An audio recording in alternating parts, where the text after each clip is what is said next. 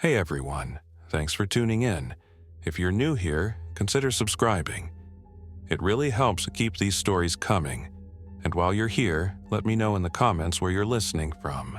Now, sit back, relax, and let's get into the story. I didn't go to Millstone because I thought I'd find a miracle. I went because the map said there was a pharmacy, a hardware store, and a volunteer fire station all within 3 blocks of each other, and because the county road that fed into town had only 2 bridges. Bridges meant choke points. Choke points meant you could see trouble coming, and if you saw trouble coming, you could leave before it arrived. That was the theory anyway.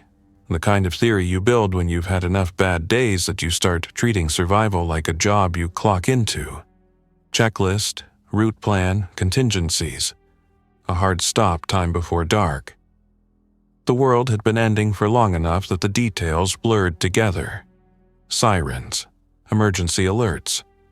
A few days of everyone pretending the system still worked. Then the quiet that followed when the system didn't. By the time I reached Millstone, the gas stations had been dry for weeks. I was running on what I'd siphoned from abandoned vehicles, and what I'd filtered through a funnel stuffed with cloth and charcoal because modern fuel goes bad faster than people think. I'd learned that lesson the hard way on the shoulder of a state route with a dead engine, and the kind of distant movement you don't want to see when you're stuck. So I pedaled in. I'd traded my car for a bike early, when roads turned into parking lots and parking lots turned into traps. The bike wasn't quiet.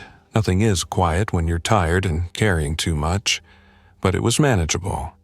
No ignition noise. No need for perfect fuel. Just legs, chain, and an uncomfortable seat that reminded you every mile how far you had left. Millstone sat in a shallow bowl of farmland and low-wooded hills, the kind of place you'd drive through without noticing if you weren't looking for it. A railroad spur ran behind the grain elevator, and the main street still had a faded slow painted in white across the asphalt at the crosswalk. 2 churches, a diner with a cracked neon sign, a small library, and a town hall that looked like it had been built when people believed brick could last forever. The infected moved differently than people. Not the movie version, no sprinting, no choreographed chaos. The ones I'd seen were sick. Their bodies didn't coordinate well. They stumbled and swayed. Sometimes they stopped for no reason at all, swaying like their brains were buffering, but they were drawn to sound, and they followed motion. If they found you, it didn't matter whether they were fast. It mattered whether you were unlucky. I rolled into town from the north side, staying in the tree line as long as I could, then cutting across a backyard with a collapsed trampoline and a plastic kiddie pool full of black water. I kept my head down and my eyes up, scanning windows. The first rule of scavenging wasn't be brave, it was don't get seen. The town felt empty in a way that made my skin prickle. Not the comfortable empty of a place at midnight. This was the empty of a place that had been scraped. Doors hung open. Storefront glass was spiderwebbed or missing. The diner's front window had a smear of something dried and brown at hip height, like someone had leaned there too long with a wound they didn't want to talk about. I didn't talk about wounds anymore either. You either handled them or you didn't. The world didn't care. I stopped behind a pickup truck that had been pushed up onto the curb as if someone had tried to clear a path, then abandoned the attempt halfway. Its hood was up. The engine bay was stripped, battery gone, hoses cut, wires pulled. I didn't blame whoever did it. Batteries were gold now. Rubber hose could be turned into siphon lines, gaskets, straps. I listened. Nothing but wind moving through dry corn stalks at the edge of town and the creak of a sign swinging on one loose chain. A dog barked once somewhere far off, then went quiet like it had remembered the rules.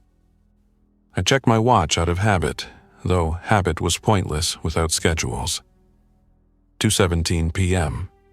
I'd set my no later than time at 4:30 p.m. because it took longer to leave a place than it did to enter it, and because every bad decision I'd ever made started with, I can squeeze one more stop in before dark. I eased my bike down the alley behind the hardware store and leaned it against a dumpster. My pack was already heavy. A steel water bottle, a Sawyer filter, a small medical kit, a roll of duct tape, a handheld radio that only sometimes found anything worth hearing, and a compact tool roll that made me feel like I still had some control over my life. The hardware store's back door was locked, but the frame was old, and the latch plate had been pulled at some point. Someone had been here, probably more than once. I didn't force it. I didn't want to announce myself. I moved to the front instead. The main entrance was a set of glass double doors. One was shattered, and the other was propped open with a bucket. I slipped inside and let the light change, my eyes adjusting to the dimness. Most of the shelves were picked clean. The good stuff always went first. Batteries, flashlights, propane canisters, lighters. Even the cheap tools were gone. What remained were the things people didn't think to take until they needed them. Odd sizes of bolts, plastic tarp scraps, paint rollers, dusty boxes of ceiling hooks. I went for practical items that didn't scream obvious. Nails, screws, a handful of hose clamps, 2 tubes of epoxy that were still sealed, a box of heavy-duty trash bags. Trash bags weren't glamorous, but they were everything. Rain protection, water collection, insulation, sanitation. I found a can of marking paint, bright orange. I almost laughed. In the old world, it was for utility crews and construction layouts. In this world, it could be a signal, a warning, a way to mark a safe route. I took it.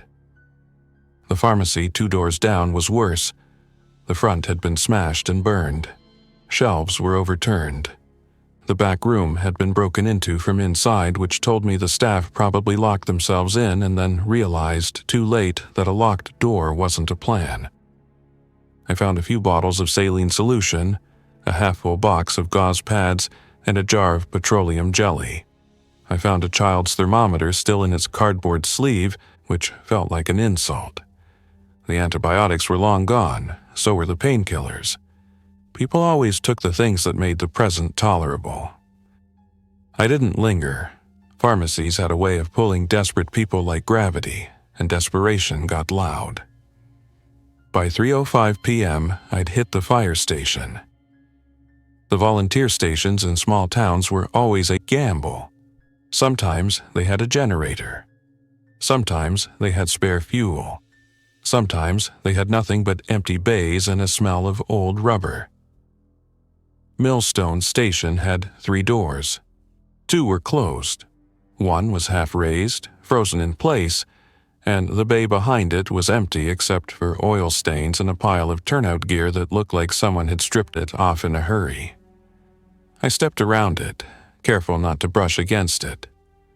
In the early days, everyone had theories about how the infection spread. Bites, blood, air, water. Nobody knew for sure. What I knew was that sick people left sick things behind, and I didn't need to touch any of it if I could avoid it. The office area had been ransacked too, but I did find something useful. A paper county map pinned to a corkboard with handwritten notes in red marker. Roads blocked, no go scrawled over certain areas, and a thick circle around Millstone itself. In the corner of the map, someone had written, "Check shelter." I stared at that for a long time. Shelter could mean anything. A church basement, a storm cellar. One of those concrete safe rooms people installed when tornadoes were a seasonal fear instead of an afterthought. But check shelter, written like a reminder, like a plan, made my stomach tighten. I found another note in a desk drawer. It was on a torn piece of notepad paper, folded twice.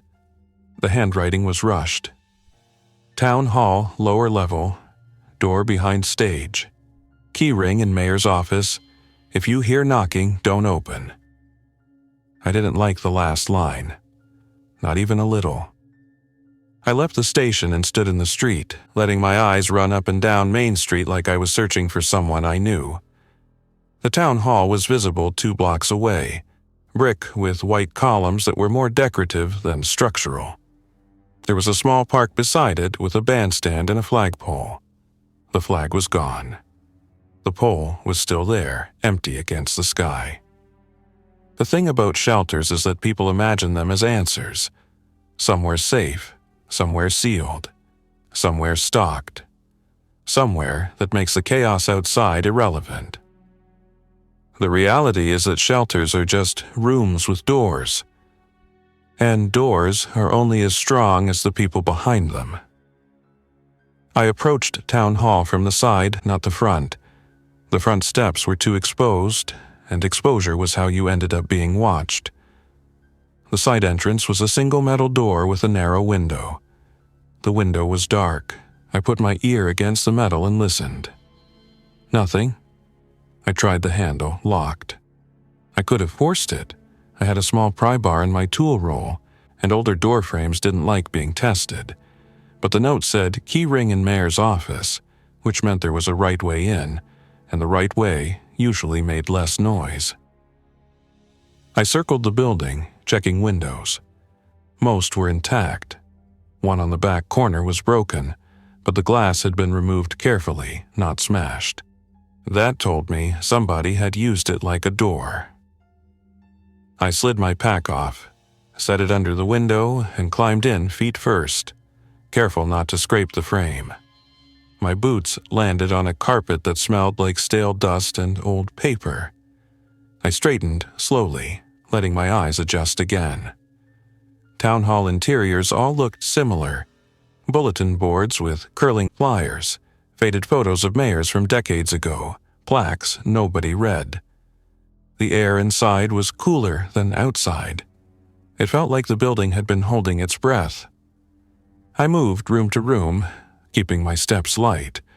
I didn't shout, I didn't call out. In the old world, you called out to be polite. In this world, calling out was an invitation. The mayor's office was on the first floor. The door was ajar. Inside, the desk had been rifled through, drawers open, papers scattered like someone had tried to find something and didn't care what they destroyed in the process. The key ring was on the floor, half under a chair. It was heavy, more keys than any one person needed for a normal life. Brass, steel, a couple of plastic tagged ones with faded labels. I lifted it and listened. The keys clinked softly, too loud in the quiet. On the desk, under a pile of envelopes, I found a spiral notebook. The cover was green, the kind you bought in bulk for schools. Someone had written on the front in thick marker, "Millstone Emergency Plan, Revised." I flipped it open and started reading, fast, scanning for anything that mattered now. Most of it was outdated. References to snowstorms and power outages and civil unrest, written like those were the worst things that could happen. Phone numbers for county officials who were probably gone. A list of volunteers and their skills. One was ham radio, another was nurse, another was excavator OP. Then, halfway through, a page labeled Shelter Access. Town hall basement, stage door, stairs down, second door on left, combination lock, code 1983. My breath caught. It wasn't unusual for a code to be a year. It was unusual for it to still matter. I closed the notebook and slid it into my pack. Plans were like maps, useful even when they were wrong. Then I moved toward the auditorium. The auditorium was a small-town version of a theater, a stage with red curtains and rows of folding seats. The curtains were half open. Behind them, I could see a door, just like the note said. I approached slowly, feeling the weird sense of trespassing inside a place that used to host bake sales and council meetings. The door behind the stage was metal, painted beige, with a push bar on one side. There was a padlock bracket, but no lock. Someone had left it unfastened. That should have reassured me. It didn't. I pushed the door open an inch and listened again. Cooler air drifted up from below, carrying a smell of concrete and something else, stale, like a closed room. Not rotten, exactly, just used. There were stairs down, concrete with a metal handrail. I took them one at a time, placing my feet carefully. Halfway down, I stopped because I heard something. Not a voice. Not footsteps. A faint tapping sound, irregular, like someone lightly knocking on a pipe. I froze. The note said, "If you hear knocking, don't open." My mouth went dry. I stayed still and listened harder. The tapping stopped. Silence swelled in the space like it was alive. I continued down, slower now, my hand on the rail, my other hand resting on the grip of the tool I carried most days. Part hammer, part hatchet, a practical compromise. I didn't swing it unless I had to. I didn't want to be the person who made noise I couldn't take back. At the bottom of the stairs was a hallway with concrete walls painted a pale institutional green. The paint was peeling in places. There were 2 doors on the left, one on the right. Fluorescent fixtures lined the ceiling, dark and dead. The second door on the left had a combination lock on it, exactly like the notebook described. A round dial with numbers, the kind you spun like an old safe. I leaned in close, smelling metal and dust. I put my ear against the door. Nothing. I spun the dial to 0 and then started the combination. Left to 1, right to 9, left to 8, right to 3. There was a soft click. I held my breath and turned the handle. The door opened inward with a slow, heavy resistance, like it was reluctant to move after decades of being closed. A seal broke with a quiet sigh. Cold air rolled out, cooler than the basement air, dry and still. I stepped inside and my flashlight beam cut through the darkness. The shelter wasn't a myth, it was real. Concrete walls, reinforced corners, low ceiling. Shelving units lined one wall stacked with cardboard boxes that had gone soft with age. On another wall, metal cabinets with stenciled labels, medical, tools, communications. There were bunk frames, bare metal, no mattresses. A long table with folding chairs. A small kitchenette area with a steel sink and a hand pump. And on the far side, a heavy blast door, thick steel with a wheel handle, the kind you see in old civil defense photos. Someone had painted a yellow triangle on it years ago. The paint was cracked now, but the symbol still stood out. I moved deeper, sweeping my light across the room, taking inventory the way I always did. Counting, assessing, building a list in my head. There were water drums, 55-gallon blue plastic barrels with screw caps. I tapped one. It sounded partly full. I didn't trust it yet. Water sat too long and turned into something you didn't want in your body. There were boxes labeled Biscuits Survival. A few cans with the old-style pull tabs. A stack of blankets sealed in plastic that had yellowed. In the communications cabinet, I found a hand-crank radio and a binder labeled Frequencies. Next to it was a dusty cardboard box containing a civil defense Geiger counter, CD V700, the big yellow one with the meter face. Beside it was a CD V742 dosimeter charger, a small device used to recharge pencil-shaped dosimeters. Old school radiation monitoring equipment, the kind communities stocked when they were afraid of things that fell from the sky. This shelter had been built for a different apocalypse. But it was still a shelter. My flashlight beam caught something on the table. A stack of papers, neatly weighted down with a metal flashlight like someone had set it there on purpose. Handwritten notes. Not decades old. Recent enough that the papers still looked white, not brittle. I walked closer, feeling my pulse in my throat. The first page had a date at the top, day 12. Below it, in careful, cramped handwriting, "If you found this, you got past the town. That means you're quiet or lucky or both. Don't be proud. Pride gets you killed." I stared at the words until my eyes burned. Someone had been here during the outbreak. Someone who knew this place existed. I flipped the page. Day 13. We got the door sealed again. The combination still works. We found the ventilation crank in the cabinet. Air is stale but moving. We have water in the drums, but I don't trust it. Boiled some, filtered some through cloth. Still tastes like plastic. Another page. Day 15. Knocking again. It's coming from the hallway, not from inside the shelter. I think it's them bumping into pipes or someone tapping.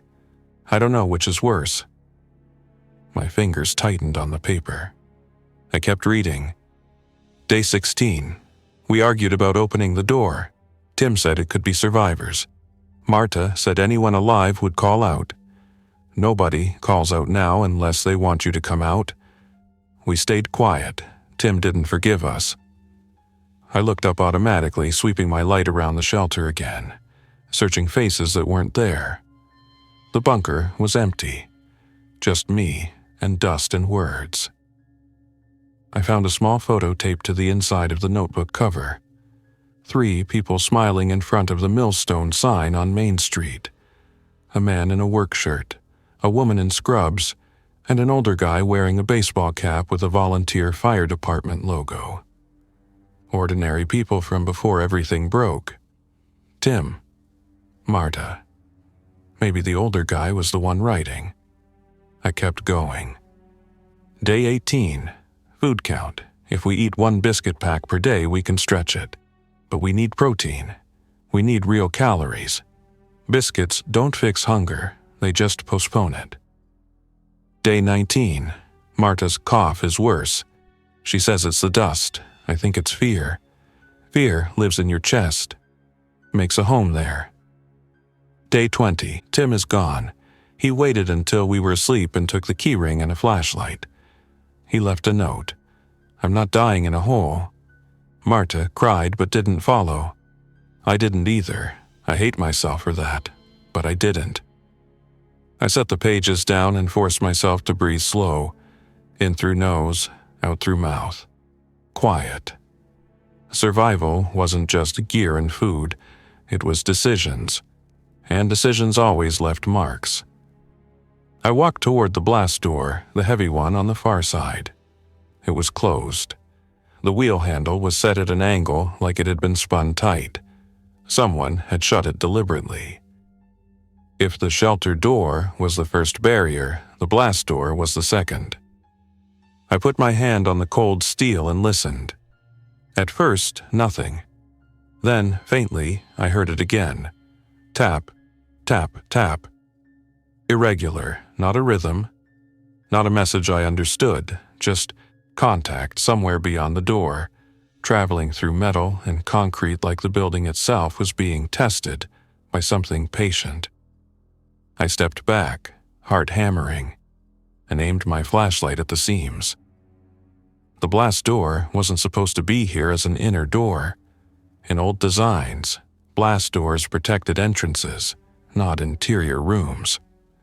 Unless there was another section, another chamber behind it, storage, utilities, a secondary exit. Or a place they'd locked something away. I went back to the notes and searched for any mention of it. Pages were numbered in the corner. There were more tucked under the stack. Day 22.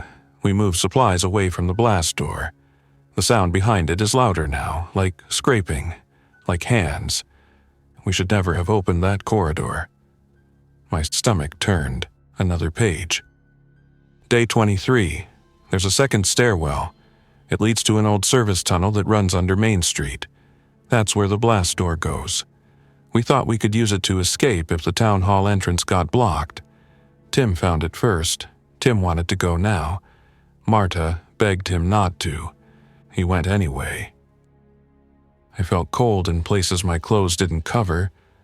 So, Tim didn't just leave the shelter, he went into the tunnel.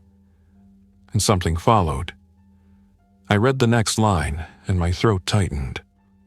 Day 24, Tim came back. Not all the way, we heard him. We heard him on the other side of the blast door. He begged. He said it wasn't his fault. He said something was wrong out there. He said they weren't the only thing moving. I lowered the paper and stared at the door again. Tap. Tap. It could be pipes. It could be debris shifting. It could be the building settling. It could be nothing. Or it could be exactly what the note warned about, knocking that made you want to open, because people are wired to respond. Because ignoring a call for help feels like tearing out a piece of yourself. I forced my mind back to practical. First, secure my own position. I checked the shelter's main door behind me. It had a simple interior latch and the combination lock outside. From inside, I could add a sliding bar across the frame. It wasn't perfect, but it was something. I did it anyway. Quietly. Then I checked the ventilation. There was a hand crank unit mounted on the wall, a manual fan assembly with ducting that disappeared into the ceiling. The handle turned stiffly but moved. Air stirred, faint and dusty. I didn't trust the air completely, but stale air was better than no air. Next, light discipline. I turned my flashlight down to its lowest setting. Bright beams carried far in darkness, and I didn't know what else connected to these tunnels. Then, inventory. I spent the next hour opening cabinets, checking boxes, reading labels. Some supplies were useless now. Old bandages that crumbled, canned goods that bulged. But some things were still good.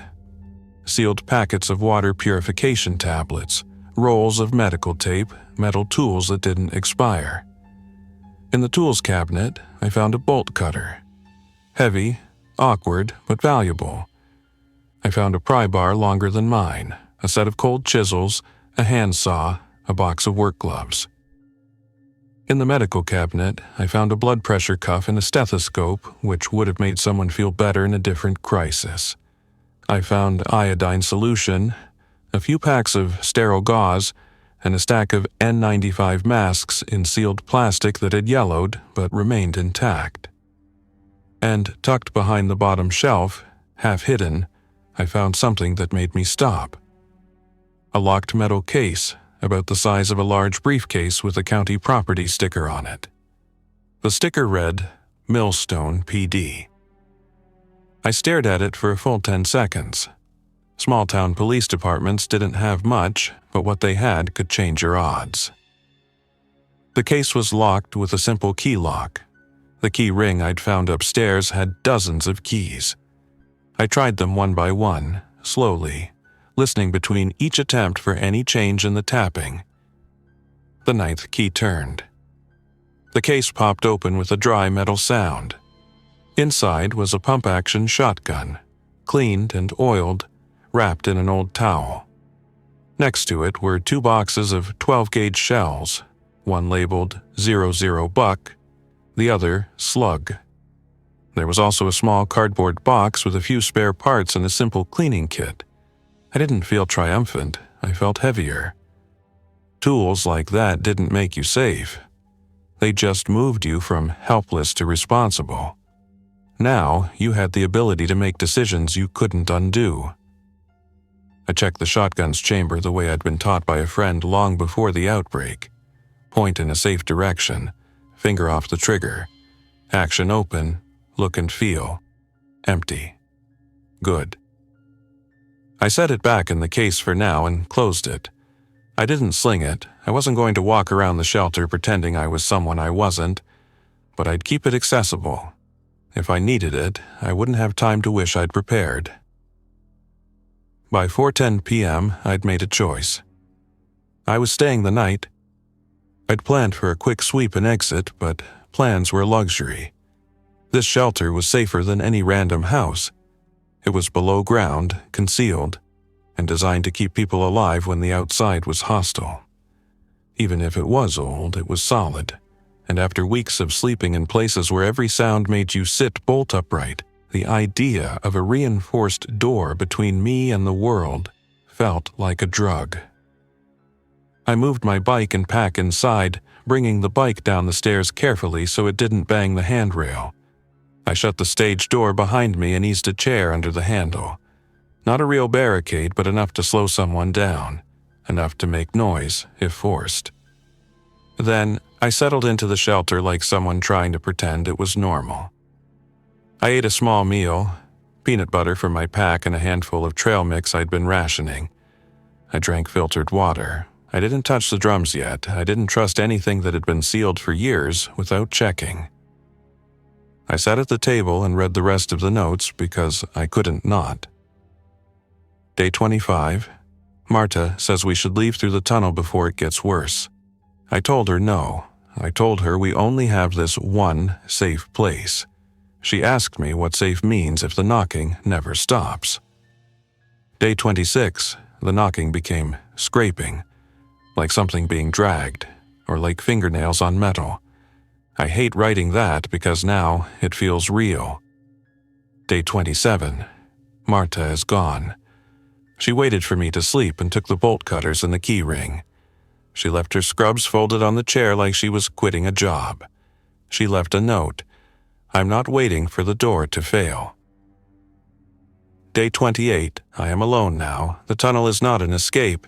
The tunnel is a throat. It swallows people. The last page wasn't dated. It just said, if you are reading this, do not open the blast door. Do not go into the tunnel. Do not trust knocking. Under that, in smaller handwriting, like an afterthought, if you want to live, take what you can and leave before you start thinking this place is home. I sat back, the paper trembling slightly in my hands. I wasn't shaking from cold. I was shaking from the feeling of standing in someone else's choices, like footprints that never washed away. The tapping continued behind the blast door, on and off. Sometimes it stopped for long stretches, long enough that I'd think maybe it was just pipes cooling or expanding. Then it would start again, and my body would tense despite every logical thought I tried to throw at it. At 7:30 p.m., after I'd arranged a sleeping spot on a lower bunk with a blanket and my own jacket as a pillow, I turned off my flashlight and tried to sleep in the dark. I didn't, because the dark wasn't quiet. The shelter amplified sounds the way basements do, the soft creak of concrete settling, the faint rasp of air through ducts, and every so often, that tapping. Tap, tap. I lay there, eyes open, counting seconds between sounds like it would tell me something useful. My mind kept trying to turn it into meaning, a pattern, a message, Morse code, a person. That was the dangerous part, the human part. At some point, after 10 p.m., the tapping changed. It became 3 knocks, deliberate, spaced evenly. Knock, knock, knock, then silence. I sat up so fast my blanket slid off. My heart hammered so hard I could feel it in my teeth. I held my breath and listened. Nothing, then again, knock, knock, knock, not random, not pipes, a signal, someone, something, wanted a response. I stayed still, hands clenched on my blanket, and forced myself to remember the last page. Do not trust knocking. It didn't matter. My brain still painted a picture, a survivor in the tunnel, trapped, dehydrated, tapping on the blast door because they'd heard movement inside. A desperate person who didn't want to die alone under Main Street. The thing about empathy is that it doesn't shut off just because the world is dangerous. It argues with you. It makes you question the boundaries you set to stay alive. I got up quietly and moved to the blast door, barefoot to reduce sound. I put my ear against the cold metal, listening for breathing, for words, for any proof. On the other side, I heard a faint shuffle, then a whisper. So faint I thought I imagined it. "Hello?" My skin prickled. A voice. A real voice. I stepped back, my mind racing. People didn't last long out there alone. If someone was alive in the tunnel, that meant they'd been protected somehow, or hidden, or lucky, or it meant it wasn't a person at all. I whispered back without thinking, my voice barely a thread. "Who is it?" Silence. Then a scratchy sound like a throat working. "Tim?" The way the name was said made my blood run cold, not like someone introducing themselves, like someone testing a word they remembered. I didn't answer. The whisper came again. "Open, please." I backed away, my hands sweating. The notes had said Tim came back. The notes had said he begged. The notes had said he said it wasn't his fault. If this was Tim, he'd been in the tunnel for days, weeks. That wasn't possible. Unless he wasn't alone. Unless something down there kept him from dying because it wanted something else. I forced myself to look at the blast door more carefully. The seams, the wheel handle, the bolts. It was designed to resist pressure, but it was old. If someone had been pulling on it from the other side, maybe it would show. There were scratches around the wheel hub. Fresh scratches. I stepped back another pace. The knocks came again, faster now. Knock, knock, knock. Then a scraping that traveled along the bottom edge of the door, like something dragging itself across the concrete. My chest tightened until it hurt. I backed away toward the table, grabbed my flashlight and clicked it on low. The beam shook slightly as it hit the door. The door didn't move, but the sound continued. And then quietly, I heard something else. From behind me, a soft click. I spun around. The shelter entrance door, the one to the basement hallway, was still shut. The sliding bar was still in place, but the latch above it, an old mechanism, had shifted. Not fully open, just moved, as if someone had tested it. I stood frozen between two doors, both of them suddenly alive with possibility. One behind me, one in front of me, and me in the middle like the prize. I turned off the flashlight and stayed still, listening. No footsteps, no voices, just the ventilation's faint churn. Then, from the shelter entrance door, a whisper I hadn't heard before. Thin, almost playful. "Hey!" My stomach dropped. That wasn't from the blast door. That was from the hallway outside the shelter. My hands went numb. The shelter notes had warned about knocking. They'd warned about voices. They'd warned about the tunnel swallowing people. And now, in the dark, someone, or something, was at the main shelter door, whispering like it knew I was here. I moved without thinking, stepping back toward the bunk where my pack sat. I didn't run. Running would make noise. I slid the pack strap over my shoulder and pulled the green emergency plan notebook out with trembling fingers. I needed options. Now. The notebook had mentioned a service tunnel under Main Street. That tunnel connected to the blast door. If something was in the hallway, leaving through the town hall basement stairs might be the worst choice. If something was in the tunnel, opening the blast door was worse. But the notebook, if it was honest, meant there was another route. A secondary stairwell, a service passage.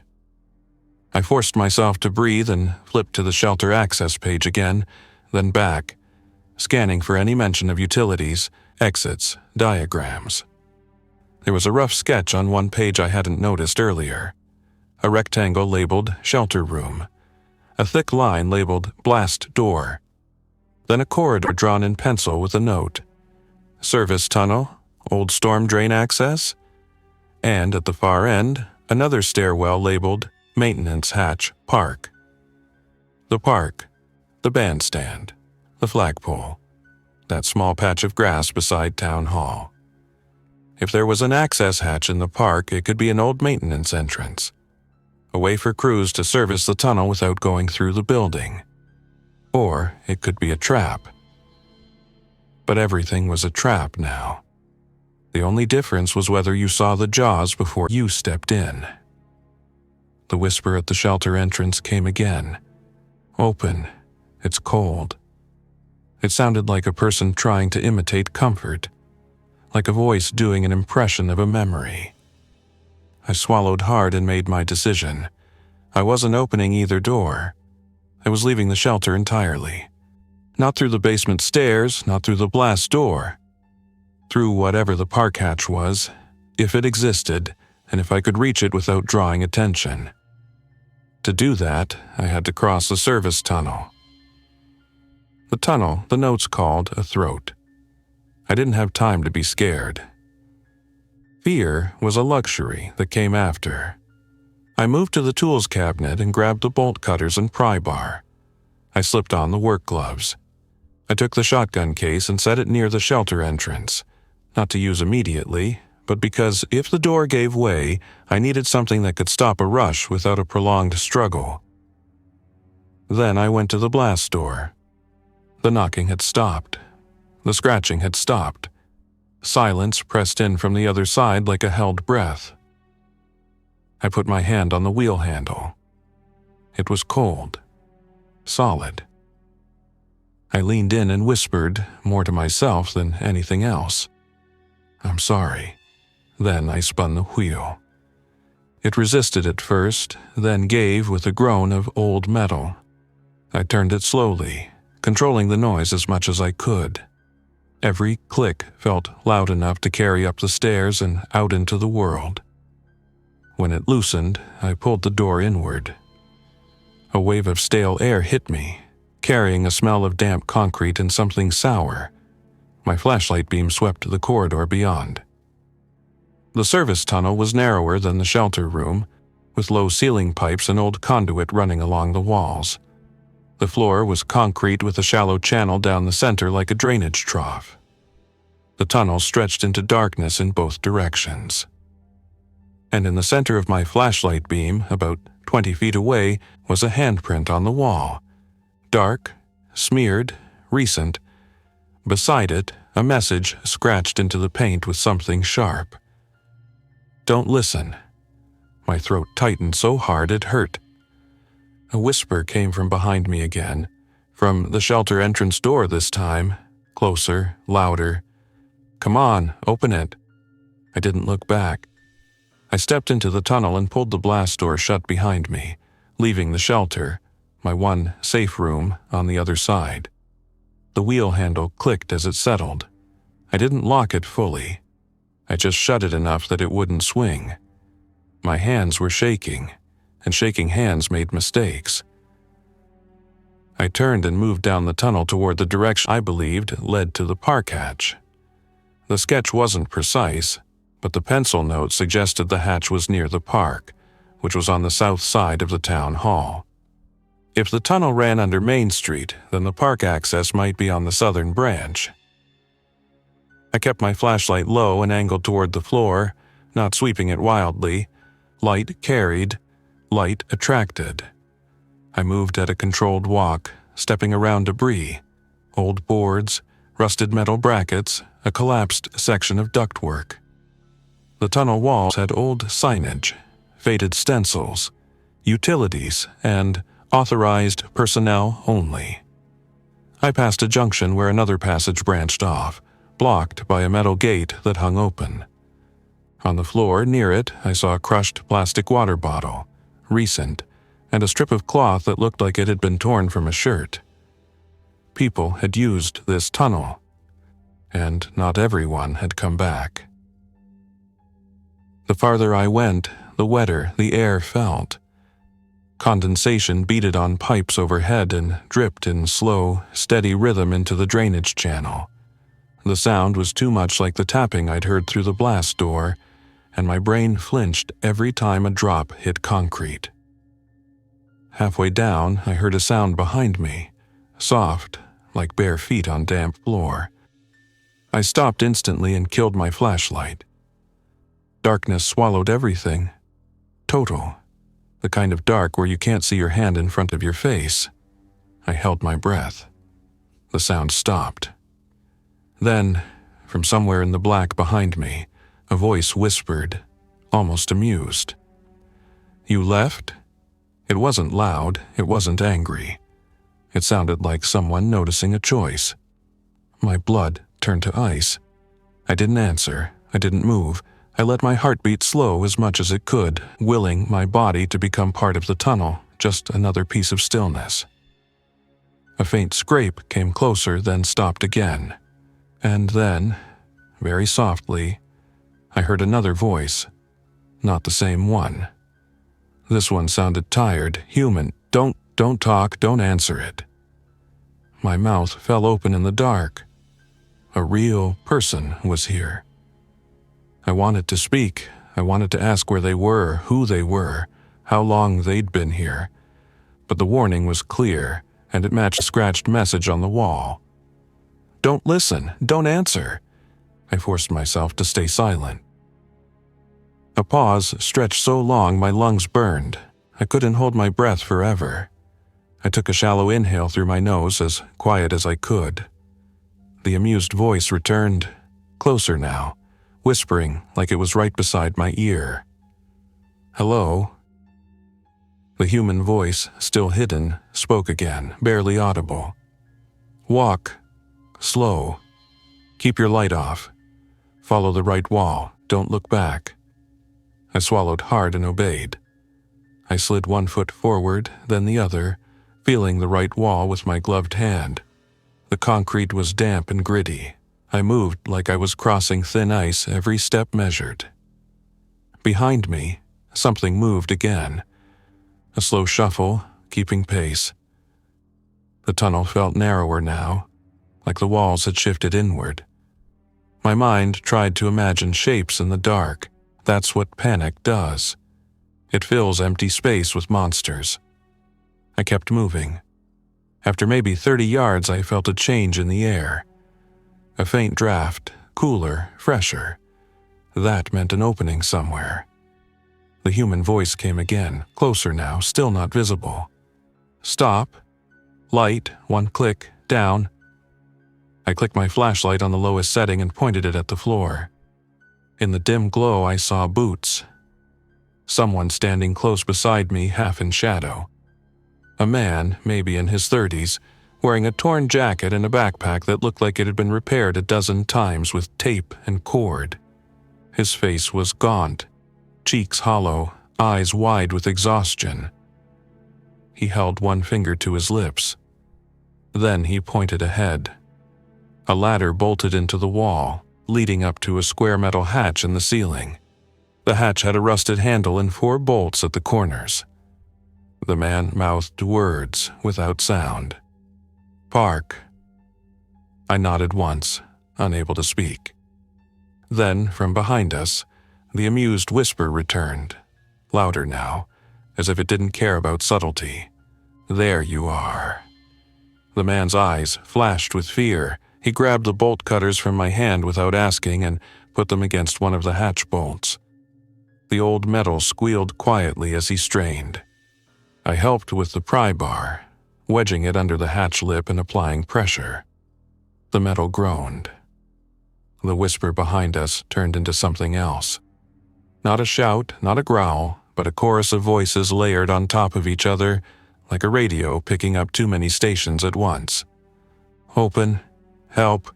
Come back. Tim. Marta." Named from the notes, names the tunnel shouldn't know unless someone had said them. My vision tunneled. My hands shook so hard the pry bar rattled. The man hissed, finally breaking silence with one harsh whisper. "Don't listen." The hatch popped free with a sudden jerk. Fresh air spilled down like water. Cold, clean, real. The smell of winter grass and dirt and smoke from somewhere distant. The man shoved the hatch upward, and moonlight, pale and thin, cut into the tunnel. It was night now. I hadn't realized how long I'd been underground. The man climbed first, moving fast. I followed, hauling myself up the ladder, my pack dragging. My boots scraped rungs. Noise. Too much noise. The voices behind us surged closer. I didn't look. I shoved the hatch wider with my shoulder and climbed into the open.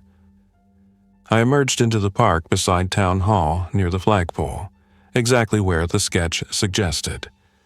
The grass was dead and flattened in places. The bandstand loomed nearby, empty, its roof creaking in the wind. The man slammed the hatch shut behind me, then dropped his full weight onto it, breathing hard. For a moment, we stood there in the cold night listening. No screams, no footsteps, just wind and distant silence. Then, faintly, from under the hatch, the tapping began again. Tap, tap, tap. The man's face tightened, and he stepped off the hatch like it was hot. "Don't stay here," he said, voice hoarse. "We have to move." I stared at him, trying to process the fact that I wasn't alone, that someone else had survived long enough to learn rules I didn't even know existed. "What is that?" I asked, voice barely more than breath. He shook his head. "I don't know," he said, "but it learns." I felt the weight of the shelter notes in my pack like a stone. Plans always failed the people who trusted them most. Millstone had built a shelter decades ago because someone wanted a guarantee. A place to go when the world turned wrong. They'd written procedures, stored supplies, assigned roles. They'd told themselves it meant something. And when the real crisis came, it had still turned into fear and arguments and doors people didn't want to open. Because the shelter wasn't the plan. The plan was the people. And people broke. The man pulled his backpack strap tighter and nodded toward the dark street beyond the park. "My name's Caleb," he said. "I used to do maintenance for the water district. I've been under this town for 4 days." I swallowed. I started. Then realized names felt dangerous now, too, like attachments. But Caleb had offered his, and that meant something. "Evan," I said finally. "I came for supplies. I found the shelter." Caleb's eyes flicked toward the town hall, then back to me. "Then you read the notes," he said. I nodded. He exhaled, like he'd been carrying the same weight. "They weren't wrong," he said, "and they weren't finished." A sound echoed from the street, glass crunching under a footstep. Far, but not far enough. Caleb's head snapped toward it. "We move now," he said, urgent. "Quiet, no talking unless we have to." I followed him off the park grass and into the shadow of the buildings, leaving the hatch behind us like a buried secret. As we slipped into the dark, the tapping continued under the ground, steady as a heartbeat. And for the first time since the sirens stopped, I understood something I'd been refusing to see. The old shelter hadn't just been forgotten.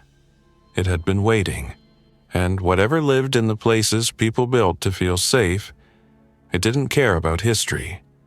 It just learned how to use it. Thanks for listening. If you enjoyed this story, don't forget to like and subscribe. Your support keeps these creepypastas coming.